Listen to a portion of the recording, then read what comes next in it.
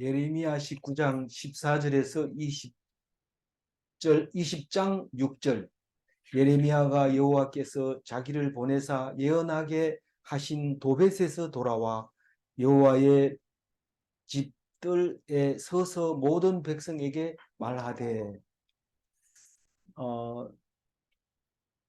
예레미야는 며칠 전에 어제 그제 토기장이 집으로 가라고 해서 토기장이 집에 갔습니다.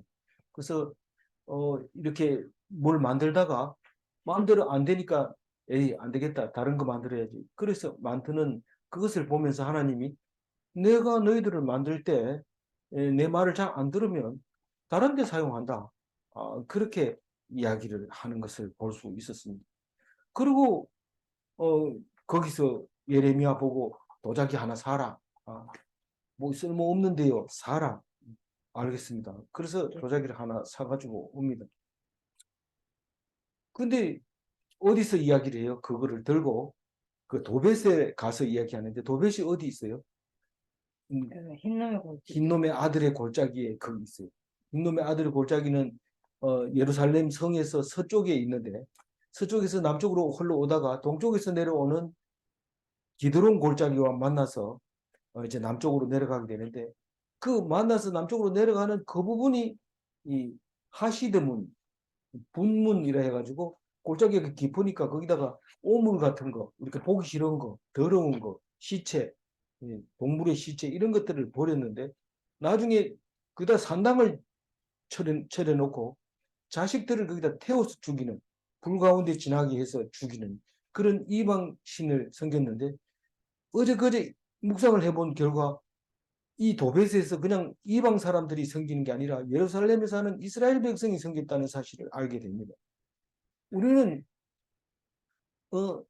교회 다니면서 교회 다니는 사람은 돈하고 관계없고 사업하고 관계없고 싸우지도 안 하고 고소하고 이런 거 안 한다 이러지만 그 안에서 그런 짓을 하고 있는 것을 말하고 있는 거죠. 그 안에서. 그래놓고 입으로는 하나님 믿는다 그러는데 하나님 관계없이 그렇게 하는 것을 보고 성경은 그래도 착하게 얘기해요. 우리 이스라엘 백성, 하나님 백성, 하나님 믿는 사람이 우상을 섬기면 되느냐 이렇게 얘기하지 실제로 속에 들어가 보면 다른 사람하고 안 믿는 사람하고 똑같아. 돈 빌려주고 돈 받고 마음 안 들면 죽이고 뭐 심지어는 자기 스스로 죽이고 그런 자기 스스로 죽이는 사람이 자식을 못 죽이겠어요. 이건 자식을 죽이면 말도 아닌 그런 성경 읽지 마라 이러지만 지금 나보고 하는 소리인데 그걸 못 알아듣는 거예요. 남 보고 하는 소리인 줄 알고 니 보고 하는 소리다 이러면 자기 보고 욕하는 소리인 줄 알고 막 성질 내고 있는 거죠. 그 이야기를 지금 하고 있는데 그래서 그 도벳이 보이는 그 흰놈의 아들의 골짜기 입구에 있는 하시드 문 앞에서 도자기를 어떻게 해요? 깨죠. 깨는데 누구 앞에서 깨요? 한 7명 정도 돼요. 한 7명 정도 있는 사람을 데리고 가가지고 왜 7명밖에 안 돼요? 딴 사람들은 다 지금 예레미야를 없애버리려고 하는데 그 중에 몇 명이 있단 말이에요. 이 예수님을 다 죽이려고 사내들인 공회에서 얘기할 때 사내들인 공회원 중에서도 몇 명이 있죠. 아리마대 요셉 또 밤에 찾아온 니고데모 이런 사람들은 다 예수님을 죽이기로 결정한 사내들인 공회원들이었던 거죠. 마찬가지로 예레미야를 하나님이 하실 말씀이 있단다 가보자 이렇게 했을 때 따라온 사람이 한 7명 정도 됐어요. 그래서 어제 그것을 던지면서 하는 소리가 너희들이 여기서 자식을 제물로 드렸으니 너희들은 이제 너희들이 믿음대로 너희들이 여기서 보살을 당할 거다. 여기가 살육의 골짜기다. 그렇게 어제 선포하는 이야기를 들을 수 있습니다. 뭐 남은 잡아도 자기는 안 죽을 거라고 생각하고 있는 그 사람들의 생각이죠. 그것을 갖다가 뭐라고 하냐면 목을 곱게 했다. 그렇게 얘기합니다. 남이 죽으면 니도 죽는 줄 알아야 되는데 남은 죽이고 자기는 오래 살라고 그렇게 하는데 그게 목이 곧은 백성인데 15절 근데 15절 읽기 전에 어떻게 예레미야가 그래서 자기를 보내사 예언하게 하신 도벳 그 분문 다시 말해서 하시던 문 앞에서 돌아와서 어디로 돌아왔어요? 여호와의 집들에서 여호와의 집들이 성전을 말하고 있는데 이 성전을 지금 우리 이때 당시에는 뭐 그런 말을 할 필요가 없지만 우리는 이걸 솔로몬 성전이라고 말하죠. 나중에 이제 스룹바벨 성전도 생기고 나중에 헤롯 성전도 생기지만 지금 가면 다 없어지고 거기에는 무슬림들이 모스크를 지어놓고 황금돔이다, 바위돔이다 이렇게 얘기를 하면서 그 예루살렘에 가면 다른 건 몰라도 그 황금돔 때문에 우리가 여기가 이스라엘 예루살렘 솔로몬 성전이 있던 곳이구나 정확하게 압니다. 우리 생각에는 무슬림에게 뺏겼으니까 통탄할 일이고 통곡할 일이지만 우리는 어느 누가 전 세계 어느 나라가 예루살렘에 가서 황금돔을 보고 이스라엘인지 예루살렘인지 알게 되지 다른 것은 뭐 다 세월이 지나가 뭐 흩어져 버리고 맙니다. 그럼 그게 좋은 겁니까 나쁜 겁니까? 좋고 나쁘고가 문제가 아니고 하나님이 그렇게 하신다. 우리가 거기가 예를 솔로몬 성전이 있던 자리다라는 것을 말할 때 참 감사하죠. 하나님 감사합니다. 그렇다고 뭐 솔로몬 무슬림 보고 감사합니다. 이런 필요는 없죠. 유대인들은 그 황금돔이 보이는 성벽 남아있는 성벽이 그걸 보고 통곡을 하는데 그 통곡을 통곡의 벽이라고 말하고 있고 그 통곡의 벽을 포함한 4분의 1이 유대인들의 지역입니다.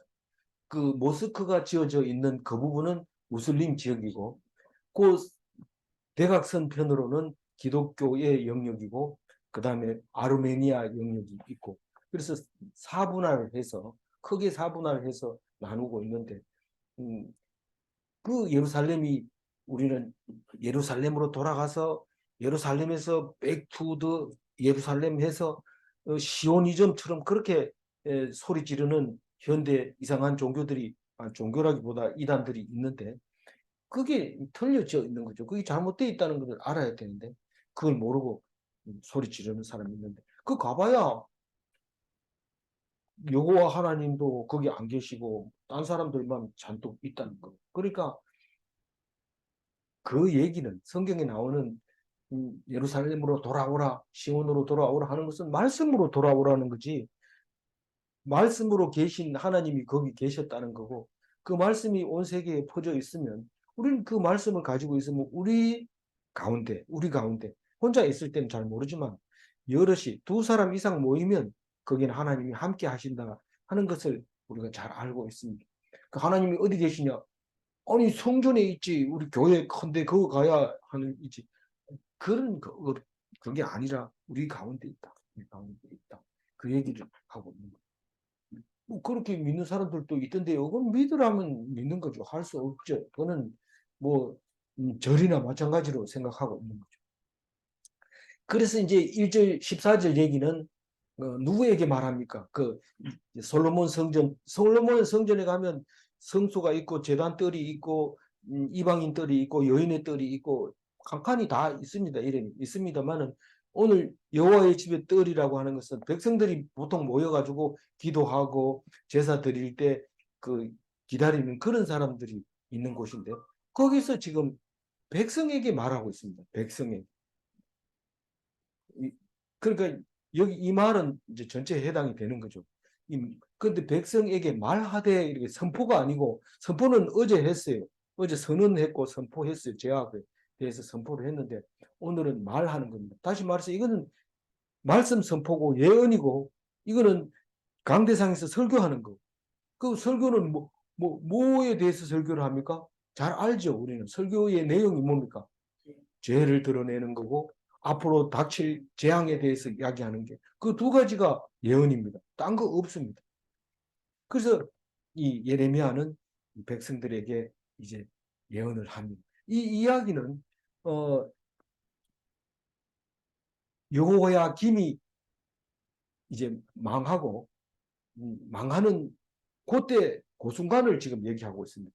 다시 말해서 2차 포로로 끌려갈 때의 상황을 얘기하면서 그날이 올 것이다 라고 예언을 하고 있는 겁니다. 15절. 만군의 여호와 이스라엘의 하나님께서 이와 같이 말씀하시되 보라 내가 이 성읍에 대하여 선언한 모든 재앙을 이 성읍과 그 모든 전락에 내리리니 이는 그들의 목을 곧게 하여 내 말을 듣지 아니하니라. 이 만군의 여호와 이스라엘의 하나님 이러면은 이야기 다 들어갔습니다. 그 뭐 우리는 더 이상 그 이상의 말은 할 수가 없어요.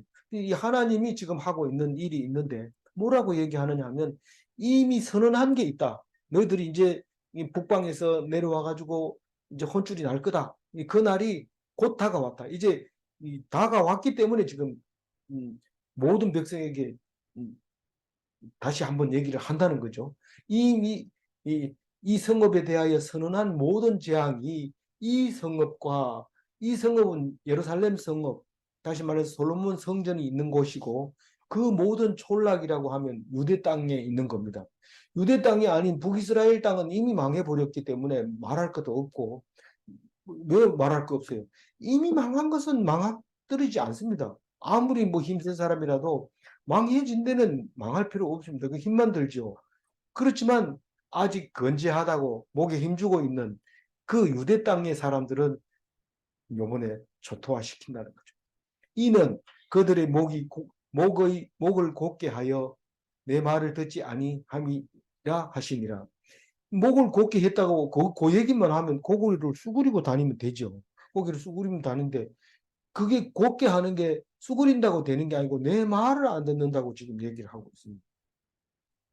이 말을 안 듣는 거는 출애굽 때 모세가 모세가 율법을 만들면서부터 목이 곧은 백성이다. 내 말 안 듣는다. 그 얘기를 수없이 해오고 아주 딱지가 않도록 명찰에 목이 곧은 백성 이게 이름인 줄 알아요. 이 이스라엘 백성. 그런데 우리가 성경 읽어보면 이런 말씀을 가진 민족도 없고 그런 말씀에 목을 매는 사람도 없는데 왜 그렇게 말씀을 줘놓고 사람을 괴롭히고 못됐다 못됐다 그래 차라리 그걸 안 받고 안 하면 안 됩니까? 이렇게 생각할지 모르지만 그거 없으면 아무것도 아니에요. 그건 죽은 거나 마찬가지예요. 근데 너희들이 말을 안 듣는 건 내가 안다. 그걸 안다는 거예요. 우리가 아들한테 이거 해라, 저거 해라, 내가 갔다 올 때까지 이거 해놔라. 이러면은 아버지가 그거 다 해놓을 거라고 생각합니까? 만약에 그걸 다 해놨다면 아버지 마음이 너무 아파요. 제가 아버지 말을 너무 잘 들어가지고 저래가 나중에 사회생활 해내겠나? 그러면서 좀 이래 요령도 부리고 좀 이렇게 눈치 보고 이래야 되지. 저거 하라 한다고 다 했다고 저 다 뭐 힘들어가지고 다 죽게 생겼는데 이러면서 가슴을 치고 힘들어 할 겁니다. 근데 다 알기 때문에 해라 이럽니다. 알면서 왜 안 하는 걸 알면서 그렇게 줍니까? 딱 들어오면은 아버지가 오면 주의하죠. 조심하죠. 겁내죠. 아버지인 줄 압니다. 근데 만약에 그런 얘기도 안 해놓고 갔다 오면 옆집 아저씨가 왔는 거나 우리 아버지가 왔 거나 똑같아. 뭐 별로 구분이 안 돼. 그러니까 아버지는 그렇게 안 하는 거예요. 딱 주는 거예요. 그럼 그거를 딱 정신 알아차리고 더 졸라고 내가 이걸 해놨으면 아버지가 올 때 그냥 빈손으로 안 오죠. 볼일 보다 보면 꽃감 남은 거 이쪽 주머니 넣고 대추 남은 거에다 넣고 떡 넣어 가지고 와가지고 또 문 앞에 있으면 아버지 하고 뛰어오면 꽃감도 주고 뭐 이렇게 하는 거죠. 그게 우리 아버지의 모습이었어요. 뭐 다른 아버지는 모르지만 하여튼 그런 모습을 지금 보여주고 싶은 거죠. 그런데 목이 곧어서 내 말을 안 듣는다. 그러니까 말을 안 듣는다는 게 그렇게 말씀을 외우고 목에 메고 손목에 메고 달달달달 외우고 통곡의 벽에 그거 가보면 막 유대인들 옷 입고 그거 외우는 거 보면 막 무섭습니다. 그런데 왜 자꾸 말을 안 듣는다고 성경은 얘기해 놓습니까? 읽기는 읽는 척 하지만 몰라 그 내용을 뜻을 모르고 묵상을 안 해. 그냥 뭐 나 몇 번 읽었다 이거 가지고 그게 뭔 내용인지 물으면 참 그렇더라. 이런 요 정도밖에 안 하는데 진짜 자기를 생각해내야 돼. 그게 묵상을 해야 된다는 뜻이에요. 20장 1절 읽어봅니다. 임멜의 아들 제사장 바스올은 여호와의 성전의 총감독이라. 그가 예레미야의 이 일 예언함을 들은지라. 이미 이제 바스훌이라는 이름이 5군데나 나와요. 5군데나 나오는데 바스훌이라는 이름이 좋았던 것 같아요.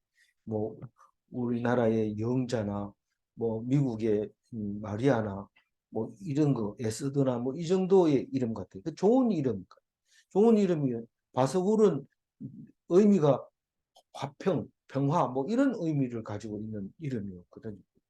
근데 이 바스훌은 여기밖에 안 나와요. 무슨 말이냐면 다른 데 나오는 거는 다른 사람 이름으로 나오고 여기는 임멜의 아들 제사장 바스홀이라고 나오고 내일 모레 묵상해야 될 이름은 또 아버지 이름이 달라요. 바스홀인데 그건 왕의 심부름을 하는 제사장인 것 같아요. 이름이 있다는 것은 뭐 좀 계급이 높다는 거죠. 근데 이 바스홀이 누굽니까? 성전의 총감독입니다. 제사장이면서 감독입니다.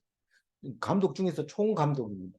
이 제사장은 예레미야도 아버지가 제사장이기 때문에 제사장이지만 아직 제사장 나이 되기 전에 말씀을 받기 시작했고 지금쯤이면 아마 말씀을 받지 않았나 싶긴 한데 그래도 제사장 총감독이 따로 있으니까 거기는 그 밑에 있다고 봐야죠.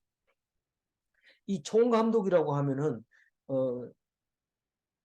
그 감리교에서 말하는 총감독인데 그 감리교 안에서 일어나는 모든 일을 이 총감독이 말을 딱 함으로써 결정이 되어지는 겁니다. 그만큼 이제 총감독이 중요한 일인데 이 바스홀이 이 예레미야를 지금 말하는 것을 예의주시하고 있다가 들었습니다. 근데 제사장은 뭡니까? 제사를 주관하는 게 제사장인데 사실 지금은 제사를 안 지내기 때문에 예배를 주관하는 게 제사장입니다. 그래서 집에서 예배 주관하면 집에서 제사장, 친구들 만나가지고 예배 주관하면 친구들 중에 제사장, 이렇게 만인 제사장으로 우리를 삼아주신 예수님이 아닙니까? 그래서 그런데 다시 말해서 총감독이라 하더라도 말씀에 신경을 많이 쓰고 있는데 자기하고 엉뚱한 얘기를 하고 있는 거예요. 예레미야가. 엉뚱한 얘기인지 어떻게 알아요? 뒤에 보면은 반대로 얘기했다는 거예요. 그래서 틀린 얘기를 했으니까 이 얘기하지 말라고 몇 번이고 얘기했을 게 분명합니다.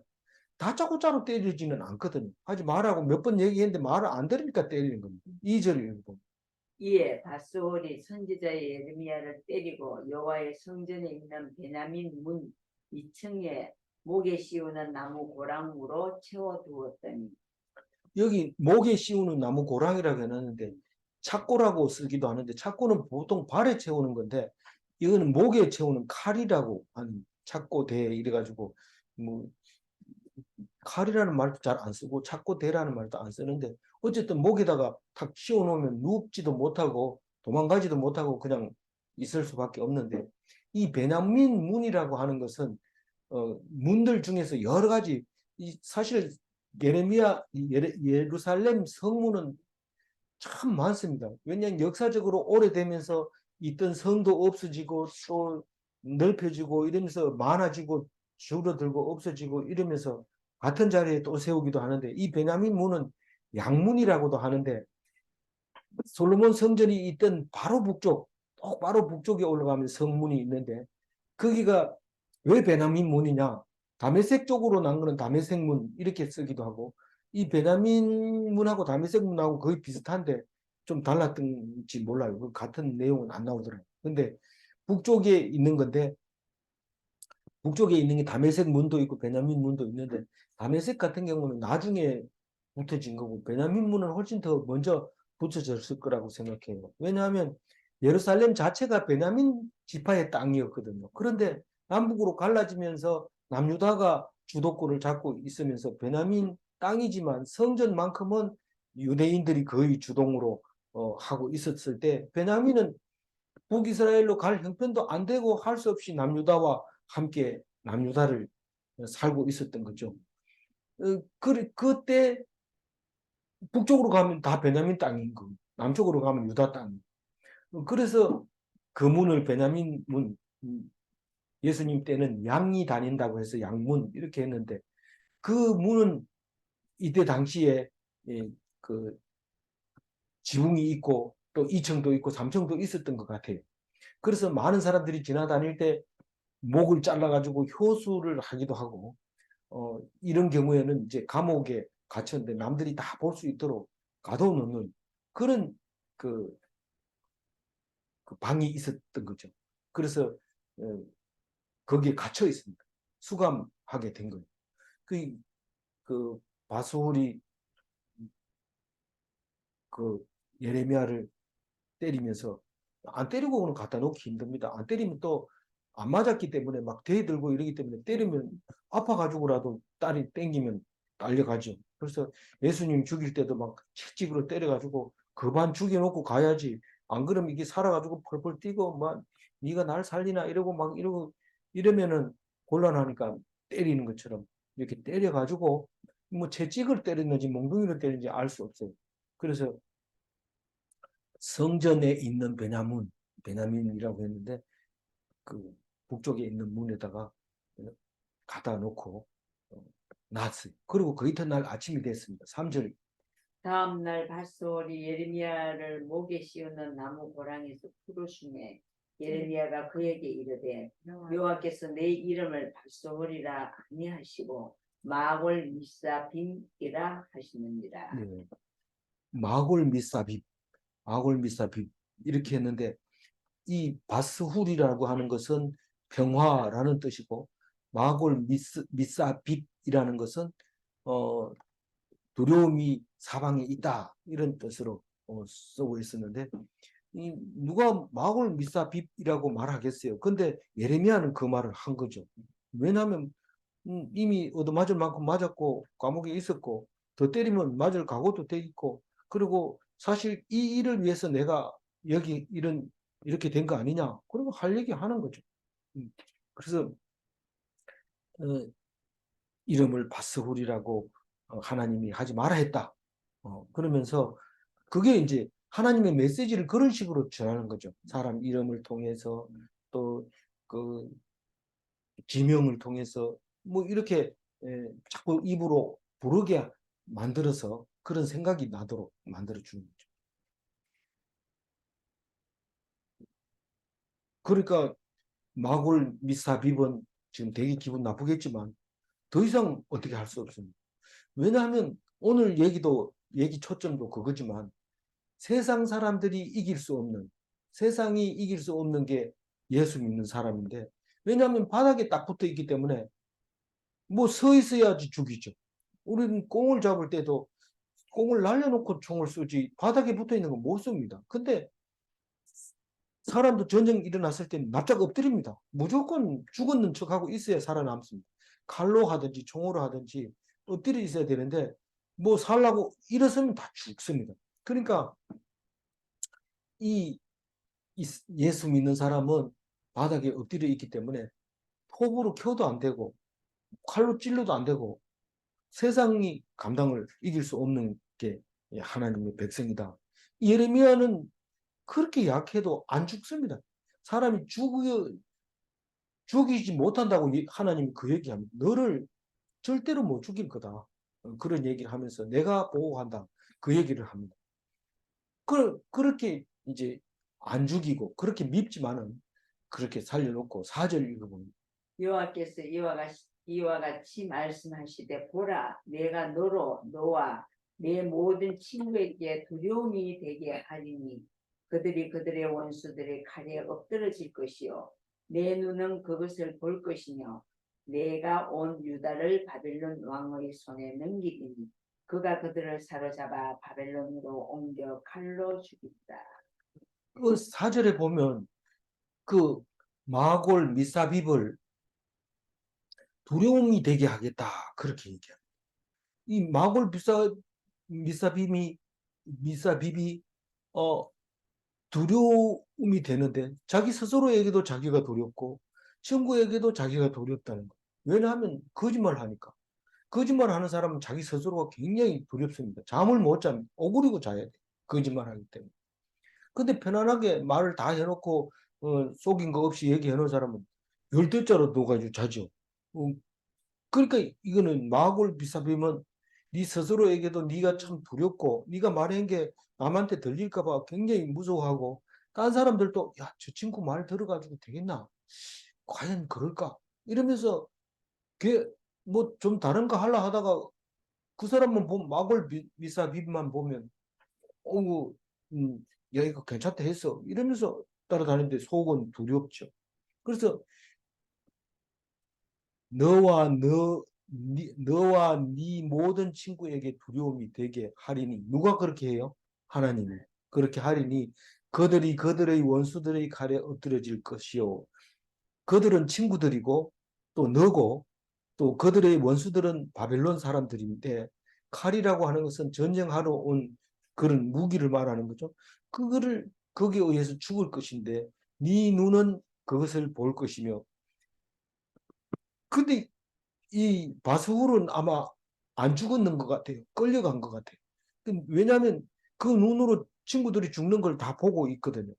전쟁에 나가서 싸우고서 죽고 그런 것을 그것을 볼 것이며 내가 온 유다를 바벨론 왕의 손에 넘기리니 그가 그것들을 사로잡아 바벨론으로 옮겨 칼로 죽이리라. 그러니까 너희들이 두 눈으로 네 눈으로 똑 바라보는 게 유다가 바벨론에게 망하는 것을 볼 것이고 포로가 되어 끌려가는 것을 볼 것이고 오절이고 내가 또 이 성읍의 모든 부와 그 모든 소득과 그 모든 기준품과 유다 왕들의 모든 보물을 그 원수의 손에 넘기리니 그들이 그것을 탈취하여 바벨론으로 가져가리라. 그 예루살렘의 모든 보물을 다 바벨론으로 가져갑니다. 물론 2차 포로기 때문에 다는 못 가져갑니다. 나중에 3차 포로 때에는 뭐 황금 등대 등 저기 떡상 향단 법계 그룹 사이에 있는 그 금으로 만든 그 그룹 천사 이런 것들을 다 바벨론을 끌고 갔다가 나중에 수르 바벨로 올 때 얼마간 이제 싣고 돌아옵니다. 그렇지만 이거는 땅을 치고 통곡할 일이지만 결국 하나님은 좋은 방향으로 씁니다. 우리나라에 있는 국보급들이 다 일본에 가지고 가고 없어요.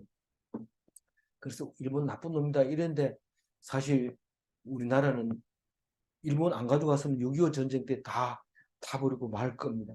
그런데 나중에 가보면 일본이 얼마나 그걸 소중하게 여기는지 이 장갑을 끼고 만지고 사진 찍으면 안 된다 그러고 이런데 너무 고마웠더라고요. 어떤 데는 굉장히 고마울 때가 있어요.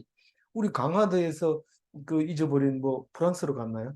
그게 있는 게 다 글로 갔는데 요즘 사람들이 그 우리 거니까 내놔라 이런데 그러지 말고 그냥 놔두는 게 차라리 낫다. 니들은 가지고 있어야 그걸 가지고 있을 자격도 안 되고 뭐 가질 능력도 안 된다. 이제 그런 생각이 이제 들 때가 있었는데 하여튼 우리 건 다 빼앗기는 것 같아도 하나님은 절대로 그렇게 하지 않는다. 하나님을 바라보면 결코 손해가 없는데 하나님을 안 보면 에이 차라리 이래서 하느님 죽어버리자 이러고 죽어버리는데 그럼 하나님 죽여버립니다. 그래 죽고 싶냐? 그럼 죽어라. 이렇게 하는데 그러니까 우리 믿음이라는 게 뭐 어디 멀리 있는 게 아니고 네가 하나님을 바라보면 하나님 네한테 가까이 오지만 네가 하나님을 고개 돌리면 하나님은 안 본다. 그 얘기를 수없이 하고 있잖아요. 기도하라 해도 안 해요. 왜냐하면 기도한다고 되나 이러는데 그걸 어떻게 뭔 얘기를 해? 믿음으로 하는 거죠. 그럼 하나님 들어주신 그건 경험으로 해야 되는 거죠. 그래서 소출도 농사 지어 놓은 것도 다 걷어 갚고 먹을 게 없어요. 그리고 기중품도 가지고 가고 왕들이 가진 기중품은 또 따로 있습니다. 왕들이 쓰는 옥새라든가 뭐 이런 것들은 그것도 뭐 없어요. 다 바벨론으로 가지고 가게 된다. 대적의 손에 넘어가고 바벨론으로 가져가리라. 그래서 여호야긴이 이제 이제 그 왕이 된 지 석 달 만에 항복을 하고 바벨론 포로로 가게 되는데 그게 이제 2차 포로고 예수님의 이제 조상이 되는 것입니다. 그 사건을 지금 미리 얘기하고 있는 것이죠. 6절 마지막 절. 바스호라 너와 내 집에 사는 모든 사람이 포로되어 옮겨지니 내가 바벨론에 이르러 거기서 죽어 거기 묻힐 것이라. 너와 너의 거짓 예언을 들은 내 모든 친구도 그와 같으리라 하셨습니다. 바스후라 이렇게 얘기하는 것은 하나님이 얘기를 하는 거죠. 너와 네 집에 사는 모든 사람이 포로가 되어 옮겨지리니. 종이고 뭐고 없어요. 자기 혼자 남아 있어봐야 소용도 없어요. 남들 종들 따라갈 때 같이 따라가야 돼. 종 뒤에 졸졸 따라가는 거예요. 주인이라는 게. 그래서 그거 가서 죽을 거다. 바벨론에 가서 그렇게 다리 아프게 그 멀리 수천 킬로미터를 가서 거기서 죽어서 거기 묻혀라. 객사하라. 객사. 그렇게 될 거다. 네 친구도 그렇게 되는데 왜냐하면 너의 거짓을 들었기 때문에 내 친구 모두가 그렇게 된다. 그렇게 얘기하고 있어요. 그게가 이제 연도로 따지면은 BC 598년입니다. 이제 역사를 배울 때 이제 이 내용만 자세히 알아놓으면 역사는 이제 맞추면 금방 봤습니다. 6절 마지막 색깔 칠해놓은 거 한번 읽어보겠습니다. 너와 너의 거짓 예언을 들은 내 모든 친구도 그와 같으리라. 네. 욕심 때문에 거짓 예언인지를 구별을 못합니다. 욕심이 없으면 그게 거짓 예언인지를 아는데 말하는 사람도 욕심이고 듣는 사람도 욕심이고 욕심 때문에 그게 분별을 하지 못하고 자기 스스로에게 쏘기게 되는 겁니다. 근데 하나님 말씀은 그렇지 않아요. 잘 들어보면 자기 죄가 드러납니다. 얘기하기 싫지만은 다 드러납니다. 내 죄가 드러나고 그걸 고백하면 사함 받고 그런 거죠. 이제 그 내일 가면 이제 예레미야가 고난을 당합니다. 예수님처럼 고난 당하는 이야기를 하게 되는데 우리는 그렇게 하지 않을 수 없게 됩니다. 문제 냅니다. 1번 죄를 모르면 구원받을 수 없는가? 죄를 모르면 구원받을 수 없어요. 죄를 모르면 그럼 어떻게 하냐? 모르는 상태로 그냥 죽을 수밖에 없어요. 구원받을 수 없어요. 그런데 죄가 생각나면 구원받을 수 있습니다. 죄가 생각나면 고백하면 용서해주고 용서하면 구원받는 거죠. 그래서 죄를 지어야 구원받는 게 아니냐 이런데 그건 죄가 생각이 안 난 거고 죄를 몰라서 그런 거지 새로 지으면 그거는 불가능한 일이죠. 안 되죠. 이미 지어진 죄가 있기 때문에 아무쪼록 하나님 말씀 붙잡고 살아가야 됩니다. 뭐 머리 써서 안 됩니다. 우리 머리는 성경 머리하고 비교 자체가 안 되기 때문에 내 머리로 성경을 이해하려고 안 되고 성경이 나를 이해하고 나를 하나님의 백성으로 인정해 줄 때 내가 감사하고 기뻐하고 은혜 넘치는 그런 삶을 살 수 있는 것입니다. 다 크신 은혜에 하나님 백성 되시기 바랍니다. 기도하겠습니다. 하나님 감사합니다. 오늘 우리에게 주신 귀한 말씀 우리는 안 읽으면 모릅니다. 생각 안 납니다. 읽으니까 생각나게 해주시고 또 앞으로도 우리가 다 아는 것 같아서 안 읽었을 때 금방 잊어버리고 화를 내고 분이 나고 미워지고 살기 싫어지고 그럴 때 말씀을 읽을 때마다 살려준 게 감사하고 기뻐하고 하나님께 영광 돌리게 해주셔서 감사합니다. 그것은 하나님의 옛날부터 있었던 사랑이 아니고는 어떻게 알 수 있겠습니까? 불과 2000년 전에 있는 예수님의 사랑과 그 전에 있었던 이스라엘의 사랑도 우리가 다 받아서 늘 기쁨으로 감사함으로 살아갈 수 있도록 도와주시고 힘 있는 능력 있는 그리스도인이 되게 하여 주옵소서. 감사하옵고 우리 주 예수 그리스도 이름으로 기도 올리옵나이다. 아멘.